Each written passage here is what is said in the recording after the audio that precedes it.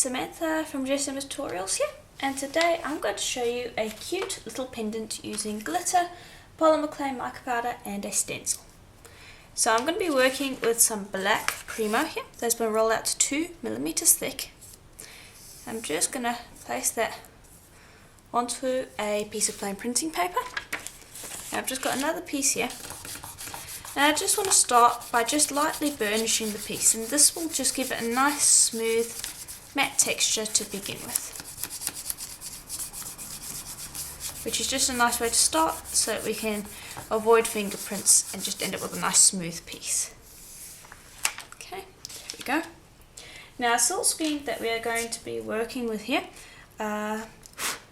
is my little footprints stencil, and we're going to be using this little paw print over here. You can see it's quite cute. There are a lot of other little paw prints that you could use. There are footprints as well, so choose whichever one you like. But the one that we're going to be using is this one over here. So we're also going to be working with some glitter, and I've got this green and gold glitter and also some gold mica powder. Now we're going to have a gold mica powder version of the paw print on the back of the earring, and we're going to have a glittered version on the front part. So what I'm going to do first, so I'm just going to lay this down gently and just press that down. You can even use your piece of paper to gently rub that.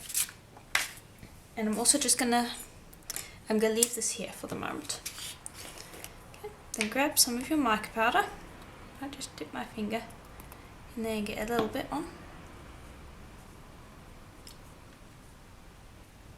And then I just rub that over the stencil. You can use a brush as well, but I like to use my finger because then I can really burnish it on.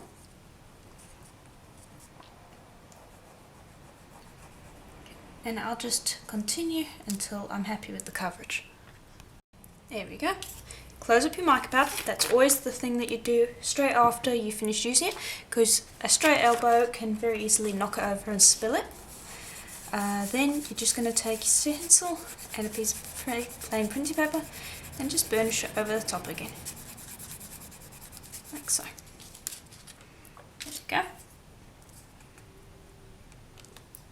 Then I'm just going to lift that straight up.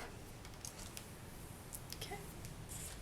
And the next step is just going to be to trim this away. And all I'm doing here is I'm just moving this out the way so that we're not going to end up getting stray mica powder on it. And everything I'm doing here you'll repeat to create a second earring. Okay. Then you're going to burnish this, and you're going to do this vigorously, because what we're going to do is we're going to swap this around. And then, actually no, we're not. Just burnish it vigorously because we want to wipe out any stencil lines that we have. We want it to be a nice flat image, and we're going to cut it out.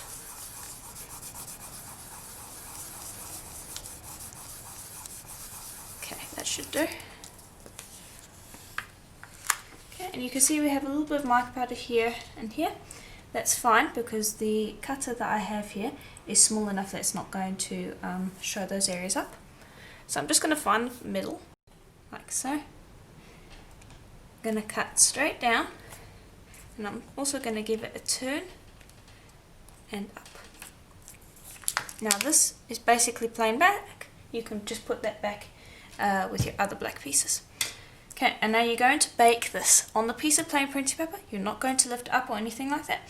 You're going to repeat everything I've done here and make another piece exactly the same. And I'm actually going to show you that because since this is an earring, we want this to be flipped, so I'll just demonstrate very quickly. You'll have it on another piece of paper, but I'll just show you here. You'll burnish that down, pop the stencil down, but instead of it laying this way round, you'll give it a quick clean to remove all the mica powder, and you'll flip and do it this way, and you'll get a mirror image. That way you'll have an earring pair that has a mirror image on each side. And then you'll do everything I've done here, rub on the mica powder, burnish it, cut it out, and then you'll bake it for at least 15 minutes to half an hour at pretty much recommended temperature, and then we can do the front. Okay, and here is how it should look. So you can see it looks quite nice. So now we're just going to lift that up off the surface we go. You can see the front here is not completely flat, that's fine. And I've got another one to the side here. Just lift that up. Okay, and you can see again, not completely flat, that's fine. So just pop those to the side. And now the next step is going to be just to clean up these little bits along the edges. I'm just going to use a craft knife for that. And just grab your knife and just run it along the edges here, and that should get rid of the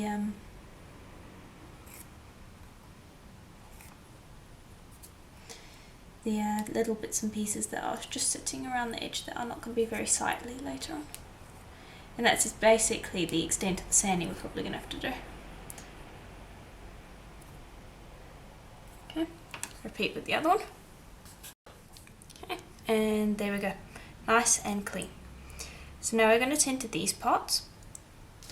So first you're going to need a little bit of translucent liquid clay. Any brand will work, but I'm using Kato Clear liquid clay. Okay, and it is translucent. Just dab a little bit on.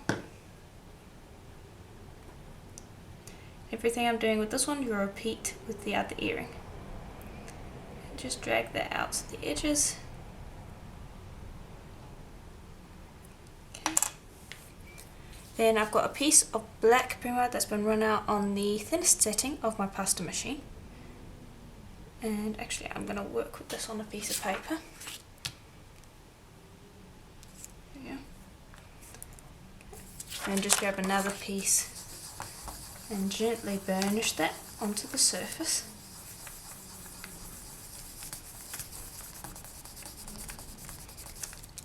Okay. Flip.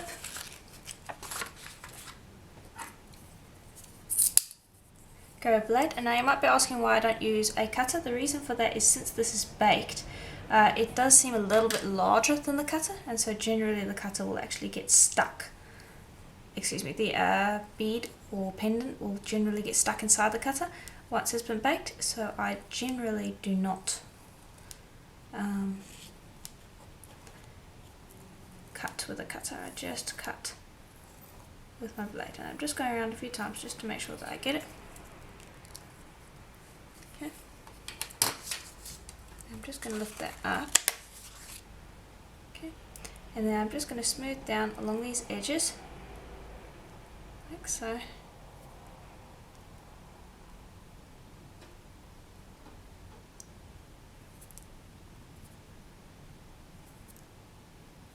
And this is just going to give it a little bit of a beveled edge and just clean up the edge as well, because otherwise we're going to have join seams. Then run your finger along the edge, and this will smooth it out. You could even use that paper again, just gently burnish it. That way you won't get fingerprints.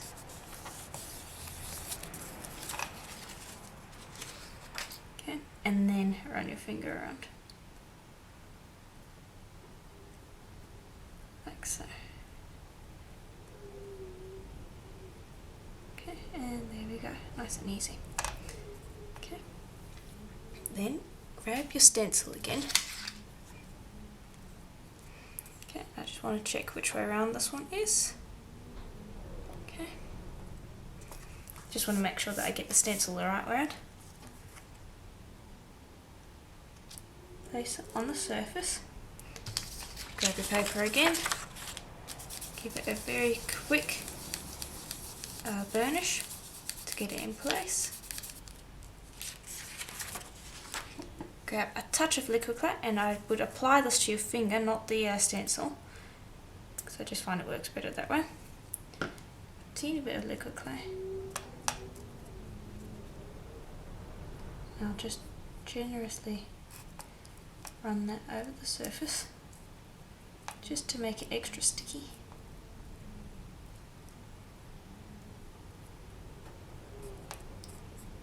Okay. Then grab your glitter, and I'm actually going to use a brush to apply this.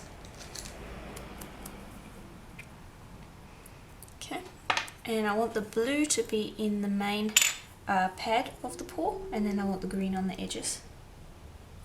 So just take that and just gently dab that on. First off, that's going to save you glitter, and it's also going to be neater when it comes to applying it. So just applying it in a small space. Okay, and I'll just continue doing that, and then when I'm finished with that, I will move on to the toes, and I will use the green glitter for that, and then I'll show you what to do when I am done with that. Okay, there we go. Now we can just take a little piece of paper, just very quickly burnish that into place so that the glitter sits firmly inside the clay. Well, not inside, just on the clay. It gets slightly embedded like this. Okay, lift up.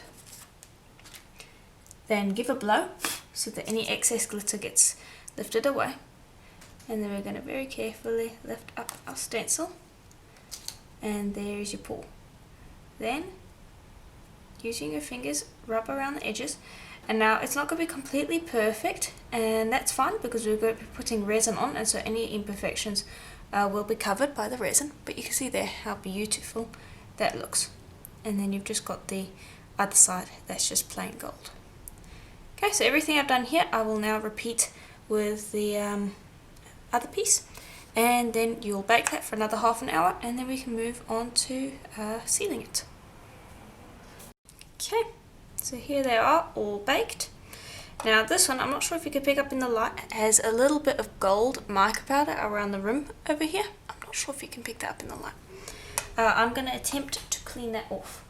So I'm just going to take some 99% alcohol, a wet wipe, make sure it's a clean one, and I'm just going to grab a skewer and just wrap my wet wipe around that. Okay, like so. Spray. I'm just going to see if I can clean this off. It's not a huge issue. If I can get rid of that, that would be good. I just don't want to be touching the glitter. Okay, and that will generally remove some of it. Not going to remove all of it, but it will help. Okay, that looks pretty good. Just checking this one. That one looks fine. Just a little bit there. Okay. There we go. Right, so that's these sides, and we're going to be putting some resin on those, but first we want to seal the back side, and so we're going to be using some Renaissance wax for that. Grab some Renaissance wax, just pop a little bit on your finger. You really only need a very small amount, like so. And then I'm just going to rub that over the surface. And this one too, just quickly grab a little bit more. Rub that over the surface. And now your mica powder shouldn't bleed when you do this. You shouldn't be able to move the mica powder, and that's due to you having burnished it. If you don't burnish it properly, your mica powder is going to run around on the surface and your black's not going to stay pure. Okay, now I'm just going to switch on a buffing wheel.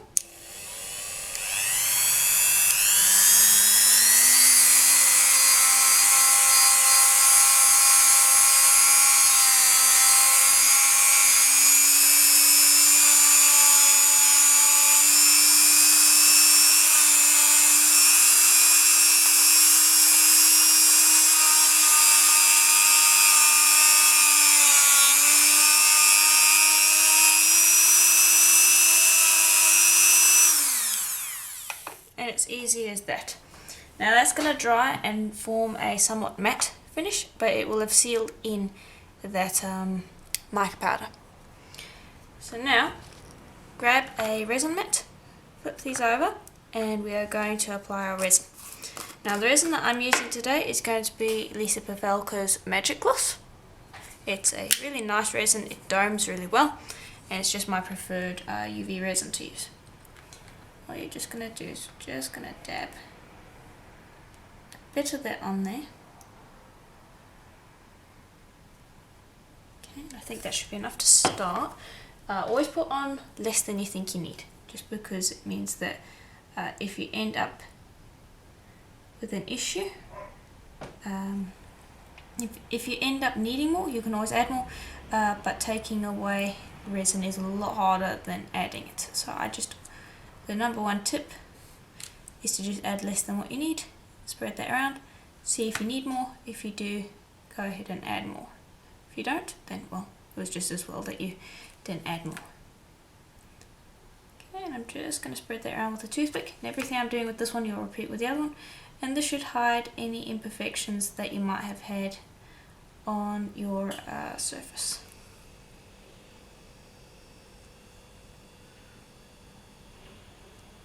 And there you can see how different that looks from this one over here. It's much deeper, much shinier, but I do see that I need a bit more resin, so I'm probably just going to add a bit more in the middle.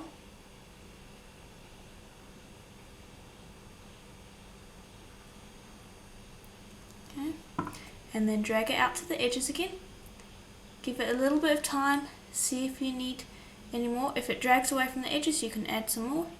If it's not dragging away from the edges, then generally that means that you're good to go. And now I'm going to do that with this one as well. Okay, there we go, all done. Now just make sure you don't have any little bits of dust or hair before you put it in the UV light. And I tend to put it in the UV light for about half an hour so that it is rock hard. And my UV light is 36 watts. The stronger the wattage, the quicker this will cure. So I'll pop it in for half an hour, and then when I am done, I'll show you how they look. And we can drill them and turn them into a really nice pair of earrings. Okay, and here they are out of the UV lamp. You can see how beautiful and sparkly those are on that nice clean black background. And then you have the little paw print on the other side, which has a nice kind of satin texture to it. Same with this one, nice little reverse and a little paw on the other side. Now we are going to get onto making them into our earrings. So the way I'm going to do that is I'm going to take this and a little eye pin there, and I'm just going to take my drill and it's a nice small drill. Just position it in the middle and gently going to start drilling. Now I'm not putting too much pressure, I'm just letting the drill do its work. Okay, and I don't want to make the hole too deep. Okay, then I'm going to take a little bit of Lisa Bufalca's Polybonder glue. It works really well in this case anyway. And I'm just going to grab that and I'm just going to dab a little bit along those edges. Pop the lid back on. Pop that into the hole. And now that's not going to fit the entire way. Now we're just going to twist it in. And this will secure it into the clay. So I'll just take my pliers, push it, and then turn it so that it screws tightly into place and the glue will just hold it there. Okay. And I've done the same for this one over here. And it's another way you can create a loop for your earrings. However, your piece needs to be at least 2 millimeters thick for you to be able to do that. Now grab 2 little ear wires and I'm just going to open this loop at the bottom, loop that on and close. Very quick, very easy. Open up the loop, pop it on and close. Very easy. Very simple. Now these don't lie flat, but when they are worn, they'll wear right. But when lying flat like this, they don't lie very nicely. So I apologise for that. But anyway, I'll hold them up so you can see them nicely. So there we are. It's a very simple, easy tutorial that gives some really beautiful results. You can use any colour glitter you want. I did a very simple glitter colour, but what you could do is you could do the pour in one colour of glitter, and then each of the little toes you could do in a different colour. You could even alternate them. You could do lots of different things. Mica powder, again, very simple. On the back over here, all you need to do is use whatever mica powder you want, and you could make it a little bit more complicated if you wanted to. So anyway, I do hope that you enjoyed this tutorial. If you did, please do consider leaving me a like, and also if you have questions, let me know in the comments below and I'll try to get to those as soon as possible. And if you would like to support this channel so that I can continue posting tutorials weekly, please do consider becoming a patron. I will leave a link to that in the description below. You will get exclusive videos there and also coupons to my Etsy shop where I sell tools and supplies that I use in my videos. And as always, I will see you in the next tutorial. Bye for now.